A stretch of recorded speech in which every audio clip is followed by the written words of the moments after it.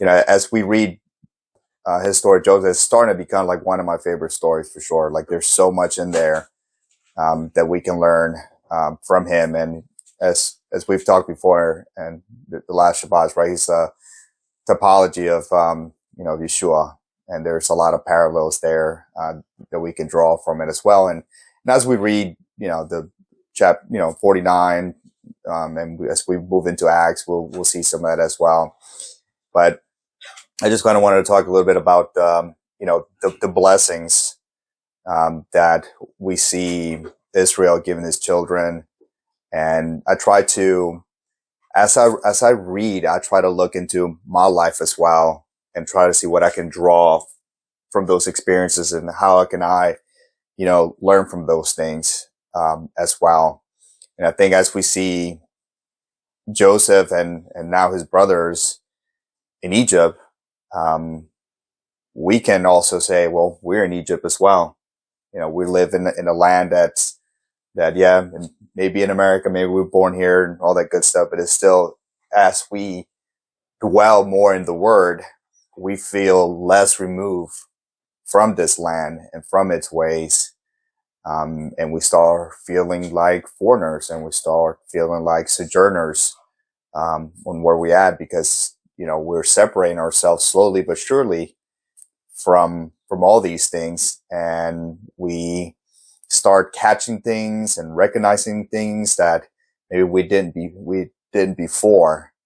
And as we start walking away from those things as well, and it's a process. So, it's not one of those things where, from one day to the other, everything changes. And I think that's good, because if the Father revealed everything to us at once, I think we'll get kind of confused. And then you guys all remember when you're excited about the word and just want to share with everybody all of a sudden, and then people kind of think you're crazy and, you're a fanatic, and you don't, sometimes it doesn't come across, the right way. Yeah.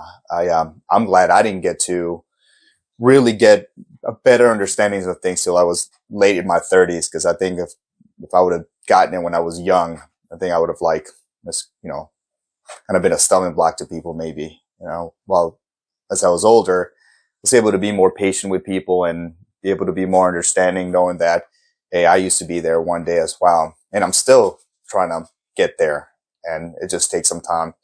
But, as we dwell more in the word, as we walk into righteousness and set apartness, challenges do come, but we are going to receive a lot of great blessings along the way as well.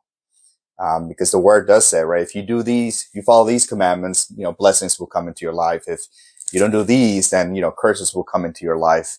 And, we see a little bit of that. We do see that as, Jacob, Israel, starts blessing his children, still loves them. He's still dwelling in his home, but he's like, hey, Reuben, you did all these things, that's why, so on and so on. Right.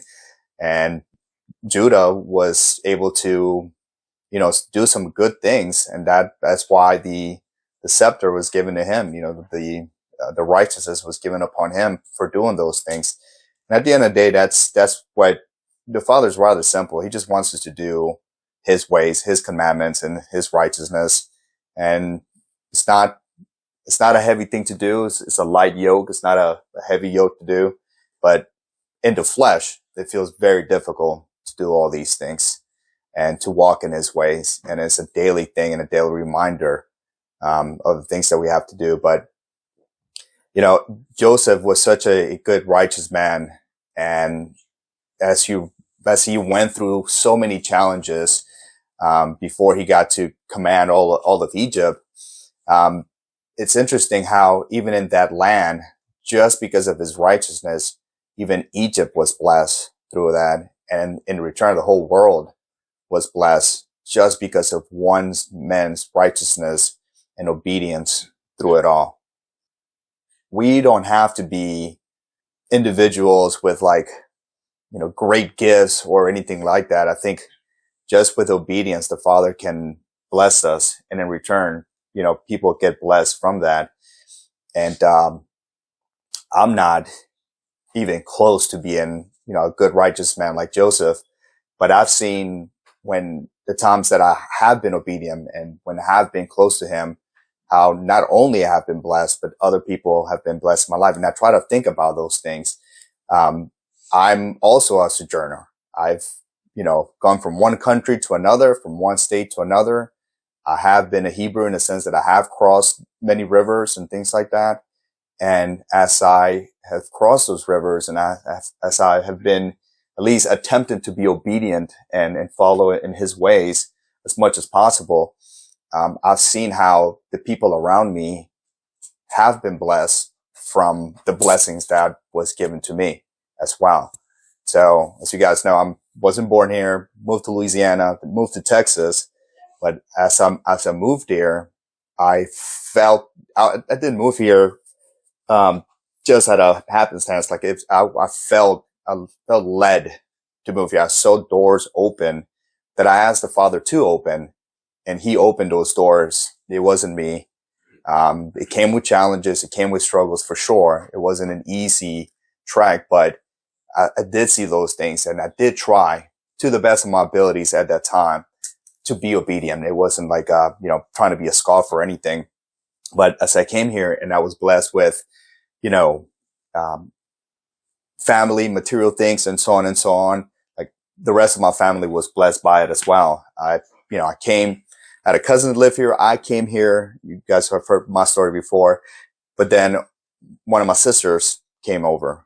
Then my other sister came over, and then my parents came over, and all of them have been blessed in some way, shape, or another from the blessings that I've received from the Father. And obviously, it has nothing to do with me per se, except for the fact that I've been obedient, at least try to be as obedient as possible.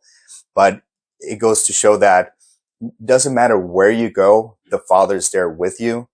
And if you walk in his ways and if you walk in his light, that others automatically are blessed by those things, whether they know it or not. So it's not just your family. My parents my family are all believers as well. So, that definitely does help out. But even everywhere you go in your job, with other families, other friends, or things like that, they get blessed whether they know it or not by those things. And it's not our job to necessarily question, why other people get blessed or, especially at work, like you work for corporate America, it feels like people like cling on to you when you're doing well. And sometimes they take advantage of that blessing in some way, shape, or another. And you know what? It doesn't matter. Let them be blessed. The Egyptians were still worshiping other gods and doing other things, and Joseph just stayed there nice and steady in the path, he was more worried about what God called him to do than anything else. And what a great man to show his, forgiveness for his brothers as well. I'll be honest with you. I don't know if I would have been that forgiven. I think I would have definitely had a little bit chip on my shoulder from that, but, look at everything that Joseph was able to do because of that. And that's great. And I think that we need to walk, obviously not understanding that we're the one that creates the blessing. It is the Father, but in a humbleness of where, wherever we go, no matter what you do, always thinking about how can I bless somebody and give to somebody instead of the other way around. Especially in a world we're always looking to receive all the time, and in turn, let's flip that over. Now I've had times where I went from a period of time where I was like, Father, open doors for me to like bless somebody. And weirdly enough, it would happen somehow it will open a door where somebody needed help, somebody needed some encouragement, and it would just happen, Last story before we jump to the reading. I had, my wife's friend she has a company where it makes cards and says something like, you're great at what you do, encouraging little cards and things like that. And I just felt like, that in my workplace, some people needed a little bit of that. Because when you get caught up in the daily, everybody just sees you as a number and you're like, well, you're supposed to do this. And I just felt like encouraged to like do that. So I put a little card in certain people's desks. I wouldn't tell them anything. I would just do it and leave it alone.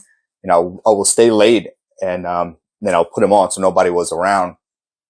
And, fast forward, I think, a year and a half later, I walk around one of the cubicles and I see somebody that has a card, one of the cards I gave a year and a half ago, and they just had it there. And I forgot I had done that, and I was like, oh, I said, you have one of my cards, not thinking that, I shouldn't have said anything, but I was like, yeah. And she's like, this is yours?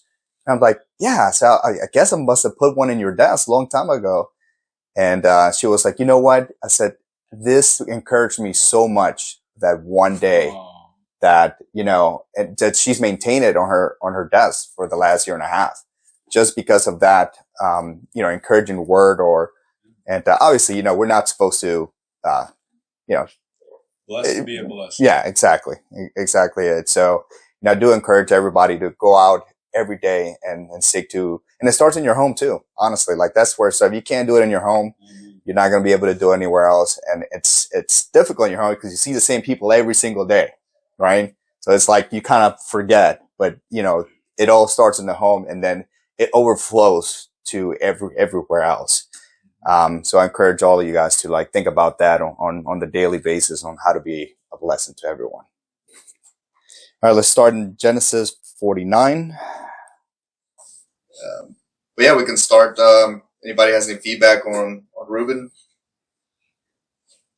He's supposed to be he was the one that's supposed to receive the blessings, right? Because he's the firstborn. Mm-hmm. But he committed a few oopsies there and took it away from him. Some big ones. Yeah. Some major oopsies. Yeah. Yeah. I do think it's interesting. Like he says, like in my translation, he says,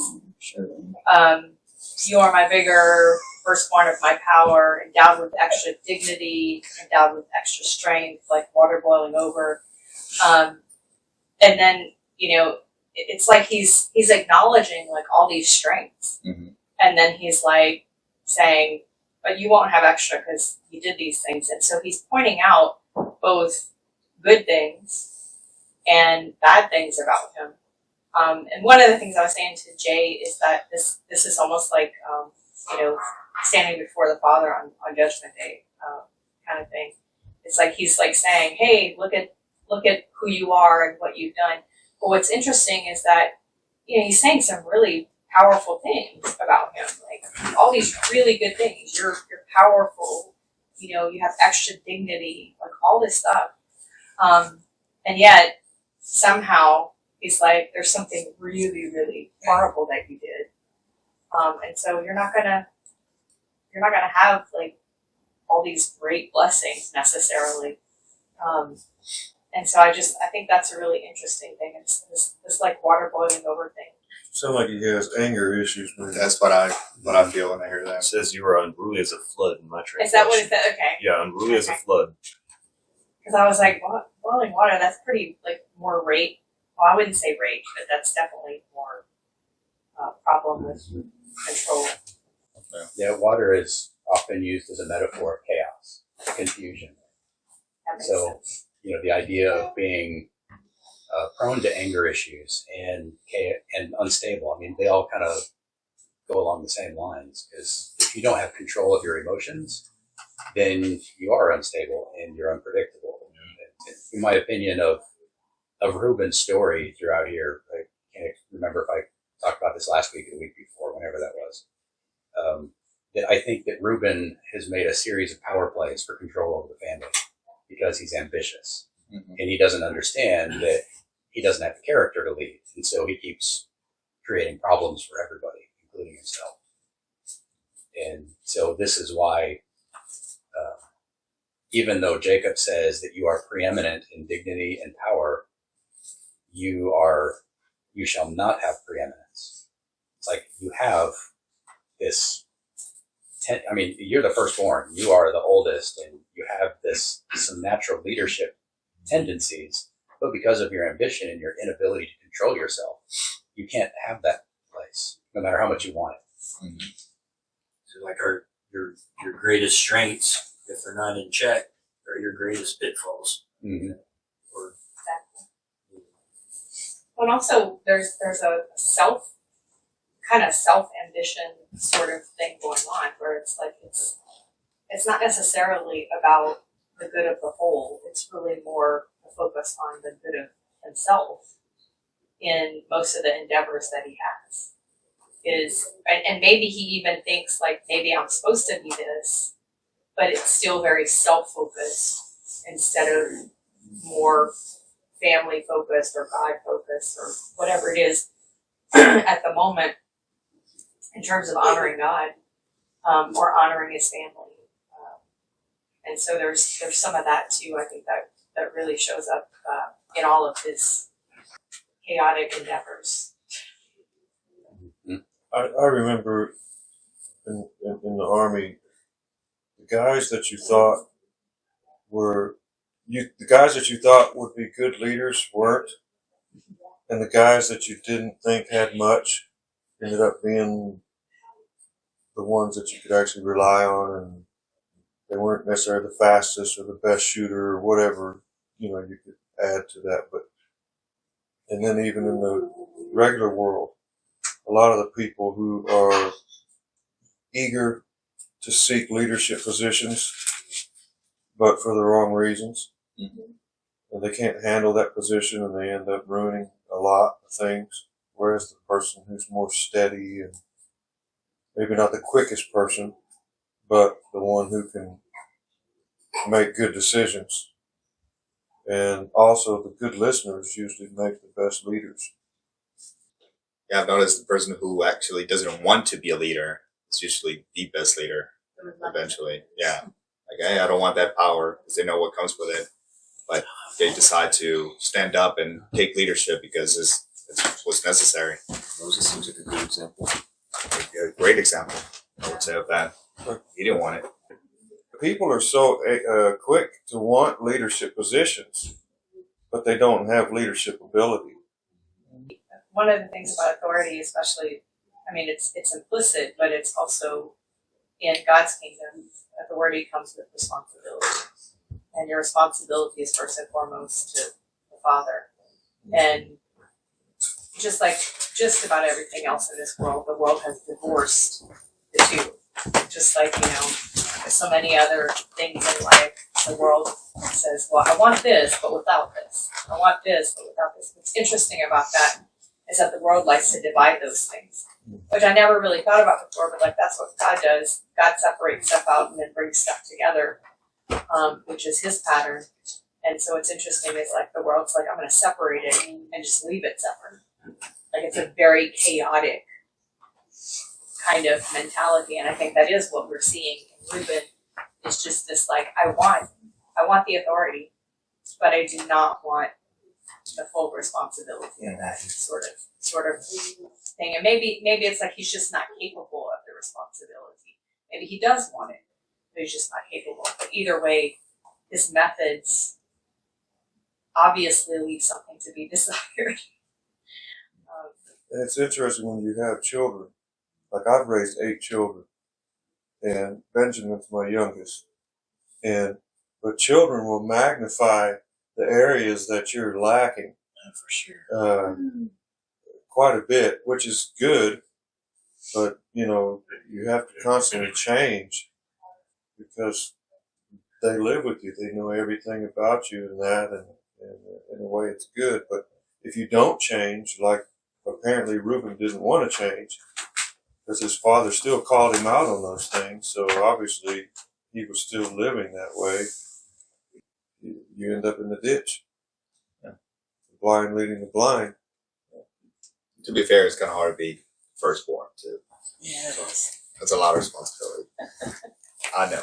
You're the oldest. You should know better. You should know better. Seniors that, They're looking at you for guidance, and you're like, yeah, and all these brothers, I mean, like Reuben and Simeon and Levi, I mean, they all had their talents, but they've proven not to be good leaders, That's why Judah steps up. He's like, out of all these brothers, he's the guy that stood up when he needed to, did the right thing, and proved to be a better leader than all of his other brothers. And after reading Jasher and getting one more story, they also, you know about PTSD. They went through a lot of war, a lot of killing, and that had to affect them over time. And he was also abusive to animals. Mm-hmm. Yeah. Which one was that? I don't remember which one was that. Levi, right? Abusive to animals, Levi. you know? One of them is. Yeah. So that's interesting. Like Simeon and Levi, they get their violence and their swords. Yeah. And even though they're going to be given land, they were, the Levite priest didn't have land then, and then Simeon was given like a section within Judah, right? So this is fulfilled. Oh yeah. And then, but at the same time, that violence is what made Levi qualified to be the priest, because they had to kill so many animals. Yeah. It was like that was their job, was constant slaughter. But they were also a warrior class too, right? Priesthood as well. So I think they're working on their strengths too at the time, and I think it's important for us to know, right? Like, what are my strengths and weaknesses and so on, and try to understand them and go from there. But at the same time, that's why I've also said that's why you need like mentorship, and guidance, and that's the whole point of having like a fellowship and community, kind of like iron sharpens iron, and it's like, hey man, you're really good at this, not so good at this, but what's important too, and I think we struggled at it in like fellowship at the home, is like falling under that leadership, right? And understanding that there's some people that are part of the eldership or leadership, and I have to fall under that and understand that I have strengths and weaknesses, and they're there, and everybody's there to kind of guide each other and like help each other out, and in this world that we're now living in, where we're trying to separate ourselves not just from the world but also from churchianity, I guess, or a religious mindset that we've gotten used to. Like again, the deacons, and not just them but some other people, where we have to start taking accountability and responsibility of ourselves, and do a checkup and be like, okay, where am I personally in my life, and making sure that I'm not a stumbling block to everybody else, and that's what they should have done as brothers. It's like, man, I just don't have it in me, and that's where humbleness comes in as well. You have to, like, at some point you just got to look back and say, I don't got it, but when you read the scripture and you understand like how responsible you are for things, then those things are very humbling. You're like, man, I can't be leading people into stray or be a stumbling block or things like that. I need to step back and just, take it in the chin and just be where I'm at. Sometimes you're there for a long period of time, and I bring corporate America lesson, but I've been in places where the Father has just kept me there forever. And he's like, you're not leaving here until you learn your lesson. And you're just there, taking it every single day. And so that happens in relationships as well. That happens in fellowships or whatever it is. But to have that humbleness and that strength to kind of let the Father do its thing and work through you. And because he wants to refine you. And that means humbleness sometimes and putting you down, And that's kind of what happened to them. Oh, and what I wanted to say too is like, it's interesting to me that you can be blessed, but you can be punished at the same time as well. Everybody thinks like I'm being blessed and everything in your life is just like Mary. But in reality, you can be blessed in some areas in your life and others in your life, not so much. And that's because the Father is like, he's multitasking in your life. He's like, hey man, you're doing good in this parts of your life. Like you've been a good steward to the things I've given you. Hey, good on you. But then this other parts, I still need to work on you. I still need to refine you in those parts of your life. And if I have to use your parents, your partner, your husband, wife, your children, or anybody else to kind of show you where you're lacking, so be it. I'm going to use it. But if you don't show worthy of it, the Father will remove those things from your life. The Father give and then the Father take it. And he did that with Reuben. He's like, no, you didn't show it. and took it from them, took it from Simeon, took it from Levi as well, you know, and all the way to Judah. But I don't want to get ahead too much, but we're on Simeon and Levi. I don't know if anybody has feedback on that. A couple more things to say about Reuben and Simeon and Levi, all three of them, because I mean, he's more or less going in birth order. Right. So Reuben is the oldest, then Simeon, then Levi, and they all get passed over for that right of the firstborn. Right. Levi gets part of it, the priesthood, but Mhm. Judah gets, you know, the rulership. While Joseph gets the double portion. You're all saying that how God had to take these people and kind of divide them up. So Simeon was, you know, encapsulated by Judah when the tribal allocations were handed out, and a little bit divided and scattered, Kind of landlocked. Yeah, Mhm. and later on, you know, as the nation evolved, Simeon just kind of diffused among the rest of the people, and they lost their tribal inheritance. It was just scattered, and Levi was deliberately scattered from the very beginning. And Reuben, when they came into the land, Reuben, Gad, and the half tribe of Manasseh said, you know, we want an inheritance on this side of the Jordan. So Reuben was kind of split off too. So all three of these were separated from the rest of the nation in power. Two of them by being divided and, you know, spread around the others, and one by being separated off by himself. And Reuben is set on, I had to look at the map to be sure. Reuben is on the border of Moab. So you've got Judah on one side of the Dead Sea, and then Reuben on the other side, and below him is Moab and Edom. So two of the arch enemies of Israel are on the borders of Reuben.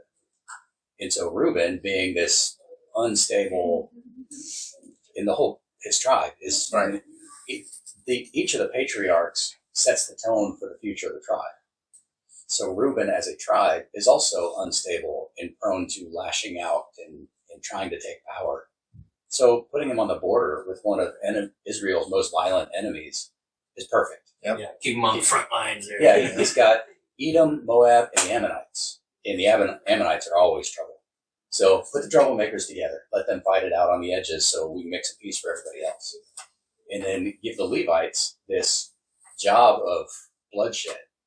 I mean, they're the teachers of the law, and they're the sacrificers. You know, they're the ones killing thousands upon thousands of animals. The priests, really, but the Levites are involved in all this and maintaining everything. And Simeon, at least traditionally, according to one rabbi we listened to this morning, Simeon became the scribes. They became known as being scholars and also the teachers of children. So they would set up schools in all the towns. You know, we read from Judges where if there was a Levite in your area, you know, you'd invite the Levite over, you know, be part of your family, and he could be your own family priest, sort of thing. Not the way that God wanted it to be, but here's what they did. So the same thing would happen with Simeon, except Simeon would be your kids' tutors. You know, if you were wealthy and you had, you know, a big clan, you'd invite, you know, a man from Simeon to come over and be the tutor of your children. So this would be like a status kind of thing. Each one of them were given a role by God that both used their skill set and moderated it at the same time. Yeah. So Levi was given a job where he could channel his violent tendencies, but also exercise some power over the people by being their teachers of the law. Simeon was divided around the whole nation, so they couldn't concentrate power, and then given a job of teaching people, like, this is the exact opposite of what you want to do, but this is going to help teach you discipline and moderate your violent tendencies, because now you have to teach other people discipline. Reuben given this spot over on the border where you guys just go wild over there because nothing's going to stop you anyways. But Moses gives a parallel blessing. You know, at the end of his life, Moses is giving blessings to all the tribes, just like Jacob does here. Mm-hmm. And Moses says about Reuben, God, don't let him die, because Reuben is crazy. He's going to get himself into trouble. So Moses says, God, don't let him die, but don't let him multiply either. So that's in Deuteronomy 33:17. So he's saying much the same thing that Jacob is. Like, you know, you guys are powerful, you've got some strength, but let's not get carried away. Let's keep this under control. Well, I think that's a good. Go ahead. with Reuben, it wasn't even just anger and violence like what Simeon and Levi had. 'Cause verse 4, he says, "But you are as unruly as a flood, and you will be first no longer, for you went to bed with my wife, and you defiled my marriage couch." So he was just, he's getting in into all every kinds of trouble. aspect, just untamed. Just Yeah.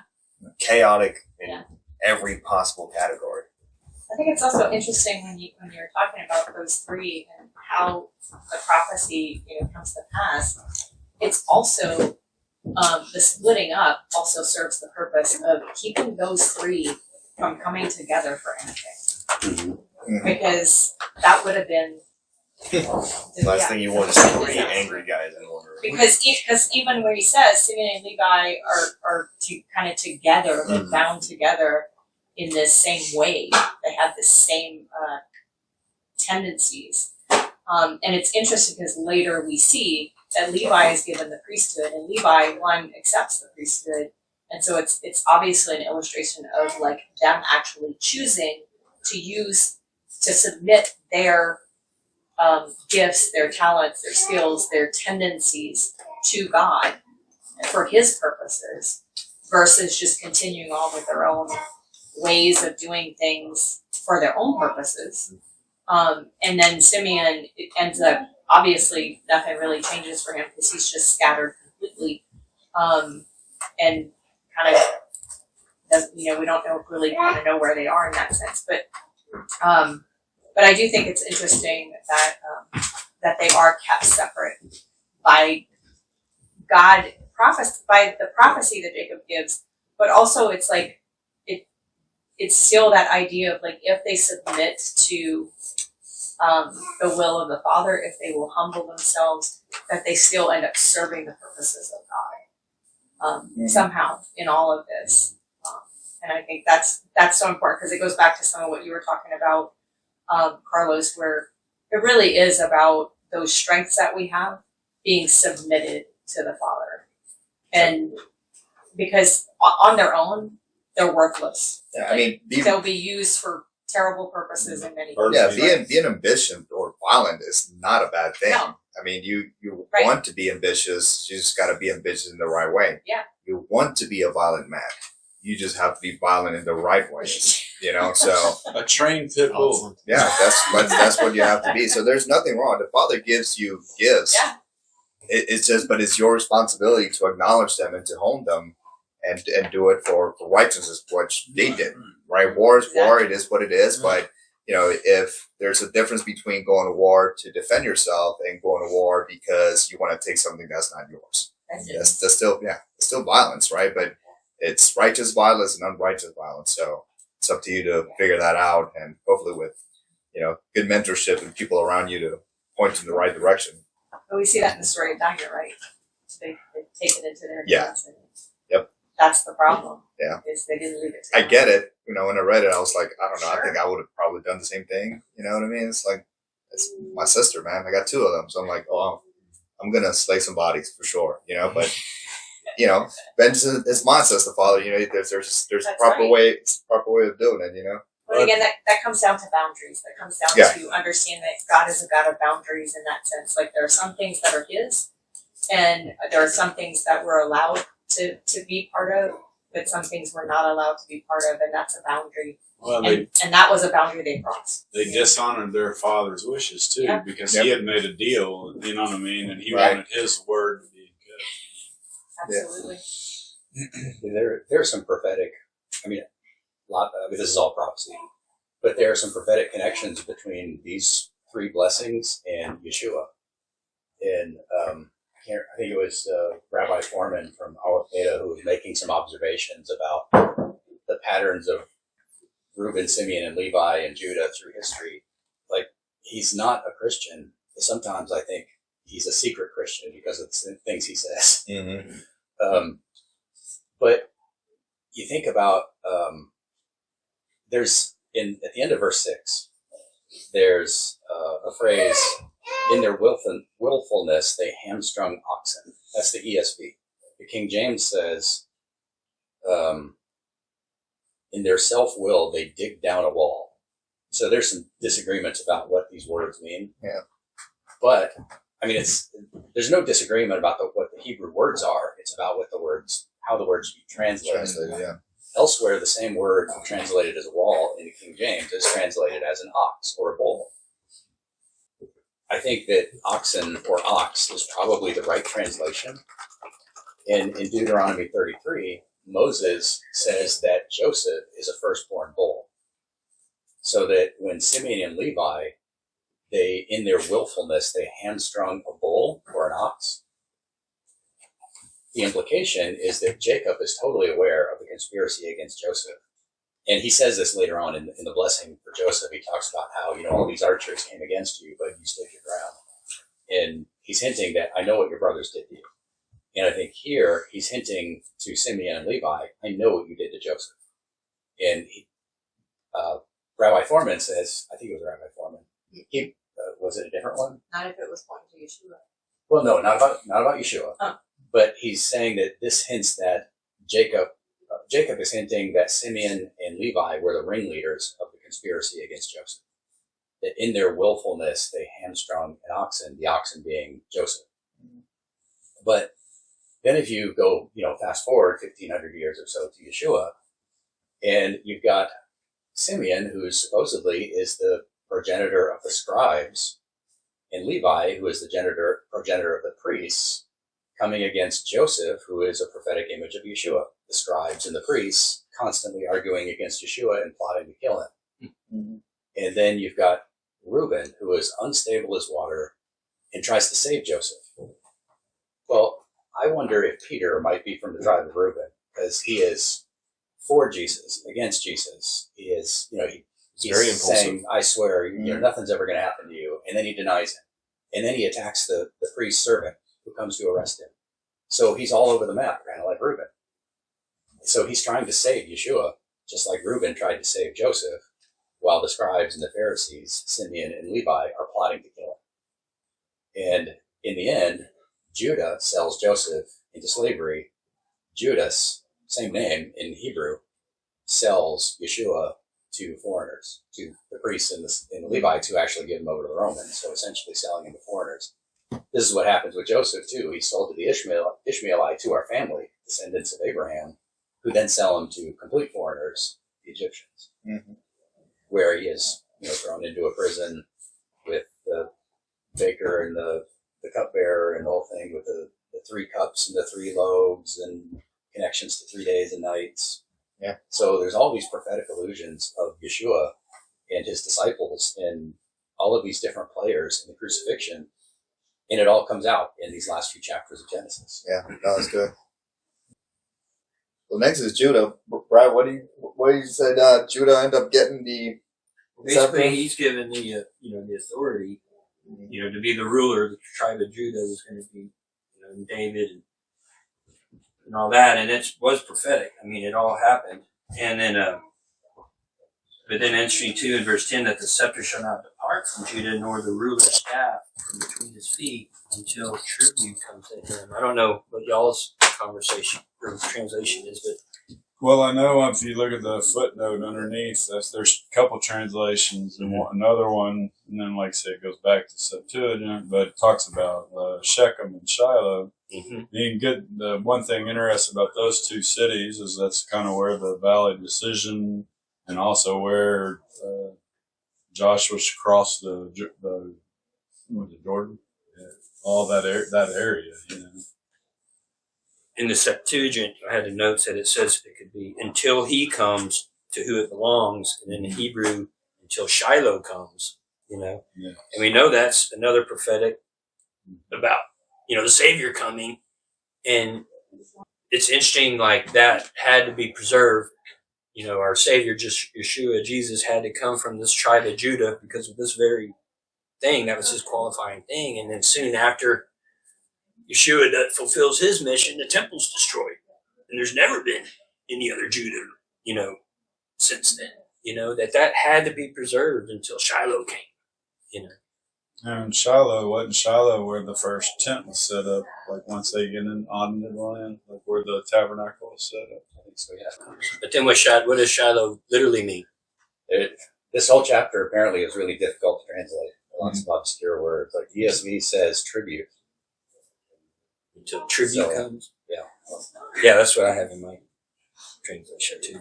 I wondered also if there's any like two sticks kind of symbolism of the scepter and the ruler's staff, kind of in the, Could be. remember, since we're up, we went from Judah, we just went to, so you have almost like the kingship and then the priesthood. Mm-hmm. What was the event that triggered Jacob to give the leadership to Judah? When it really came down to it, before Joseph revealed his identity, Judah offered to give his life for his brothers. Yep. Simeon was in prison, and Joseph, they thought he was the Egyptian priest or whatever they thought he was. He's like threatening, I'm gonna put you all in prison. You're gonna be my slaves. Right. And Joseph is like, no, don't take Benjamin. Let Simeon go. Take me instead. And Judah. Yeah, Judah. I don't know what I said. Joseph. So yeah, Judah redeems himself by putting his own life on the line for his brothers. Right, and again, this parallel between him and Yeshua. Yeah, him he would giving lay his down life. his life. Yeah, Right. yeah. Cool. Exactly. Yeah. Greater love as any man, but he lays down his life for his friends. Right. Exactly right.